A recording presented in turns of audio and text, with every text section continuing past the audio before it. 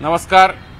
आज पुन्हा लाईव्ह येण्याचं कारण हेच आहे की गेली महिनाभर म्हणूया किंवा गेले 15 दिवस विशेष करून जी उत्सुकता किंवा उत्कंठा लागली होती फक्त बारामतीकरांनाच नव्हे तर तमाम महाराष्ट्रवासियांना, महाराष्ट्रातल्या मतदारांना की अखेर ही हाय व्होल्टेज बारामतीतली ननंद भाऊजेची लढत कधी निश्चित होणार, अखेर ती आज झालेली आहे। गंमत म्हणजे जेव्हा सुप्रियाताईंचं नाव ऑफिशियली जाहीर झालं तेव्हाच अजित पवारांकडनं सुनेत्रा वहिनींचं नाव जाहीर केलं गेलं। म्हणजे बघा बरोबर 5:30ला सुप्रियाताईंचं नाव जाहीर केलं जयंत पाटलांनी आणि त्यानंतर बरोबर 6:30 वाजता सुनेत्रा वहिनींचं नाव जाहीर केलं सुनील तटकरेंनी। खरं म्हणजे त्याच्या आधी 5:30ला जी प्रेस झाली 5:30ला सुनील तटकरेंची, त्यावेळेस महादेव जानकरांचं नाव जाहीर केलं परभणीमधनं। पण त्याच वेळेस पत्रकारांनी त्यांना विचारलं तुम्ही सुनेत्रा वहिनी सगळीकडे प्रचार करतायत, फिरतायत सोसायट्यांमधनं पुण्याच्या आजूबाजू किंवा बारामती, दौंड, इंदापूर सगळ्याच भागांमध्ये, पण तुम्ही त्यांचं नाव का जाहीर करत नाही? त्यांनी उत्तर दिलं नाही।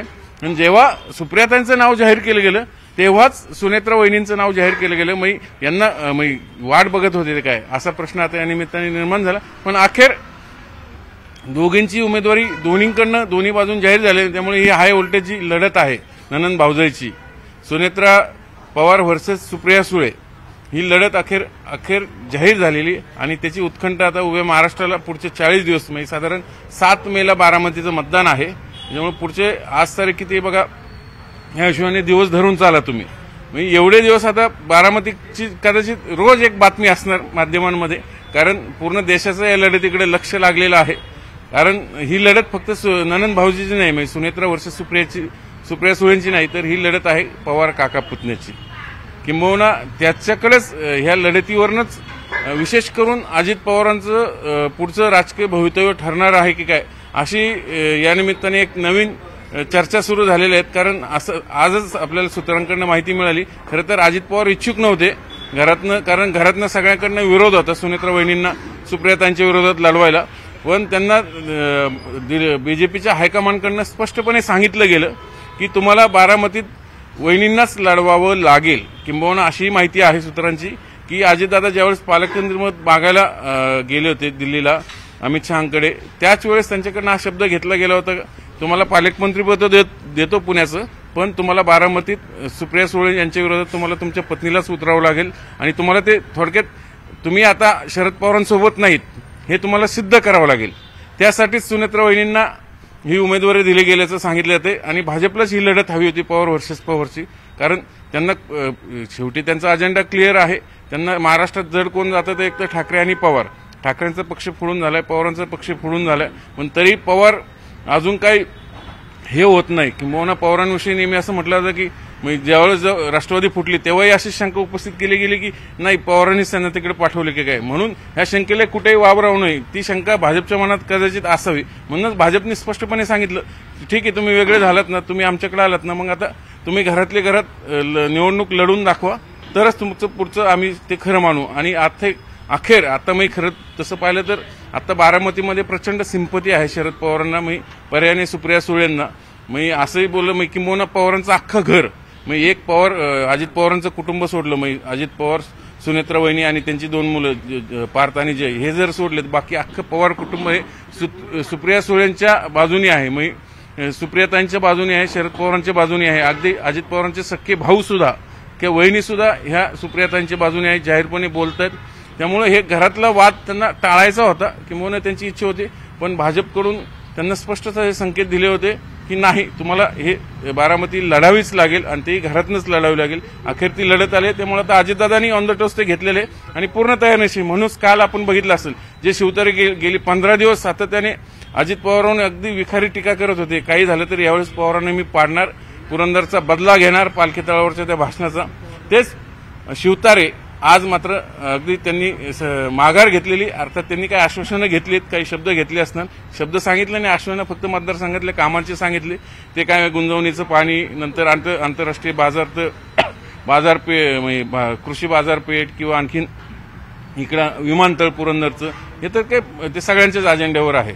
ते अजून व्हायचं, मार्गी लागायचं आश्वासनं ते पुन्हा पालखी तळावर सीएम आणि 2 डिसेंबरकडनं दिली जाणार असं पुरंदरेंनीच सांगितले। त्यानंतर मी माघार घेतली, पण त्या निमित्तानं पुरंदर सॉरी शिवतारे सांगत होते पवार विरोधातली 5 लाख मतं आहेत, त्यांचं मी नेतृत्व करतो, मग त्या 5 लाख मतांचं काय?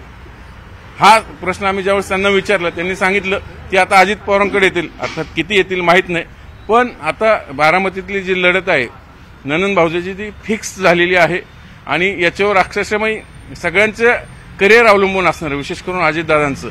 म्हणून अजितदादांना कुठेही त्या मतदारसंघात विरोध नको आहे. म्हणून काल बघा सागर बांगल्यावर फडणवीसांचं, देवेंद्र फडणवीस उपमुख्यमंत्री आहेत, जे भाजपचं सगळं महाराष्ट्रातलं केडर सांभाळतात इथलं, त्यांच्या बंगल्यावर हर्षवर्धन पाटील त्यांच्या कार्यकर्त्यांची पदाधिकारी बैठक झाली. त्यानंतर बाहेर येऊन सांगितलं की हो आम्ही महायुतीचं काम करणार. नंतर शिवतारे गेली 15 दिवस ऐकत नव्हते, हो माझ्यावर कारवाई करा पण मी आता माघार घेणार नाही. त्या शिवतारेंनी आज पुरंदरमध्ये सासवडमध्ये प्रेस घेऊन सांगितलं स्वतःच्या घरी, नाही मी आता माघार घेतो आणि अजितदादांना 50,000चं लीड देणार.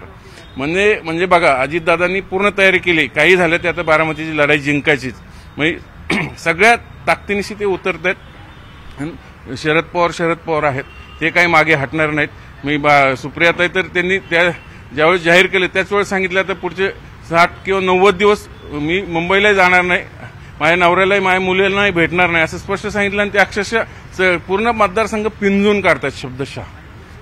त्यांनी तर शरद पवारांनी सुप्रियातांची खरं तर अनऑफिशियल उमेदवारी भोरच्या सभेतच जाहीर केली होती, ज्यावेळेस संग्राम थोमटेचे तिकडे काँग्रेसचे जे आमदार आहेत त्यांनी अगदी त्यांचं वर्षानुवर्षाचं जे राजकीय वैर होतं अनंतराव थोपटेंसोबतचं तेही संपवलं आणि स्वतः जाऊन भेटले. बघा शरद पवारांनी ही लढत किती महत्वाची मनावर घेतलेली आहे त्यांच्यासाठी, कारण शेवटी मुलीचं करिअर, त्यांना पॉलिटिकल करिअर सेट करायचंय. कारण पुतण्याने अख्खा पक्ष फोडून नेला आणि ते भाजपला त्यांनी हात मिळवणी केली, त्यांच्या सत्तेत सामील झाले. शरद पवार एकटे पडलेत अक्षरशः. त्यामुळे मुलीचं राजकीय करिअर जर सेट करायचं असेल तर त्यांना ही लढत जिंकणं खूप महत्वाचं आहे. म्हणून ते स्वतः उतरलेले आहेत मैदानात, अख्खं पवार कुटुंब उतरले. म्हणूनच या बारामतीच्या हाय व्होल्टेज लढतीकडे सर्वांचं लक्ष लागणार आहे. आतापर्यंत जर सर्वे सांगितले, हे आम्ही सांगत नाही, रोहित पवारांनी सकाळी सांगितलं की आजपर्यंत अजितदादा गटांनी 9 सर्वे केलेत आणि 9च्या 9 सर्वे हे सुप्रियातांच्या बाजूने आहेत, सुनेत्रा वहिनींच्या विरोधात आहेत.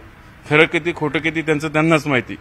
पण आजपर्यंत उमेदवारी जाहीर करत नव्हते हे तितकंच वास्तव. पण आज अखेर सुप्रियातांची ऑफिशियल उमेदवारी जयंत पाटलांनी जाहीर केली. पक्ष कार्यालयातनं रिसर नावात लिस्ट आली, मग लगेच पुढच्या अर्ध्या 1 तासात सुनेत्रा वहिनींची उमेदवारी जाहीर झाली. आणि जी उत्कंठा होती दोघींची नंद भाऊजी लढीची, आज अखेर ते निश्चित झाले. त्यामुळं या दोघींच्या प्रचारात कसे आणि कोण कोण कसे रंग भरते हे खरंच पाहणं मोठं उत्सुकतेचं असणारे, इंटरेस्टिंग असणारे. याचे सगळे अपडेट्स आम्ही तुम्हाला देतच राहू. कारण बारामतीतली हाय व्होल्टेज रेट फक्त महाराष्ट्रात नाही तर देशभरात चर्चेत असेल. कारण या लढतीवरच पुढचं राज्याचं, शरद पवारांचं, अजित पवारांचं, सुप्रियाताईंचं राजकीय भवितव्य हे निश्चित होणार आहे. बघूया आता पुढे काय काय होतंय ह्या डेव्हलपमेंटमध्ये. अजित पवार आणखीन कोणाकोणाला सभेला बोलवतात. खरं तर कागदोपत्री जर बघितलं ही लढत अजित पवारांच्या बाजूने दिसते. कारण सगळीकडे बघा दौंडचे आमदार अजित पवारांकडे, इकडं पुरंदरचे माजी आमदार शिवतारे ते आता अजितदादांकडे, फक्त तिथले स्थानिक आमदार जे संजय जगताप हे काँग्रेसचे आहेत ते शरद पवारांकडे आहेत. नंतर बारामतीत स्वतः अजित पवार आमदार आहेत ते सुनेत्रा वहिनींकडे आहेत. नंतर इंदापूर हर्षवर्धन पाटील तर अजित पवारांनी आपल्याकडे घेतले, पण दत्तामामा भरणे तर अजित पवारांचेच आमदार आहेत. त्यामुळे सगळे तालुकावाईज जर आपण विचार केला, खडकवासल्यातलं जे शहरी मतदान आहे ते बऱ्यापैकी पवारांच्या विरोधात जातं. त्यामुळे ते भाजपचं मतदान आहे. खरं तर ते अजित पवारांना सुनेत्रा वहिनींना मिळेल असं बोललं जाते. भोर, वेल्ला, मुळशी इकडं संग्राम थोपटे काँग्रेसचे आमदार आहेत. ते मात्र ऑन पेपर काँग्रेस महाविकास आघाडीच्या बाजूने आहेत. मेळावा घेतला तिथं शरद पवारांनी.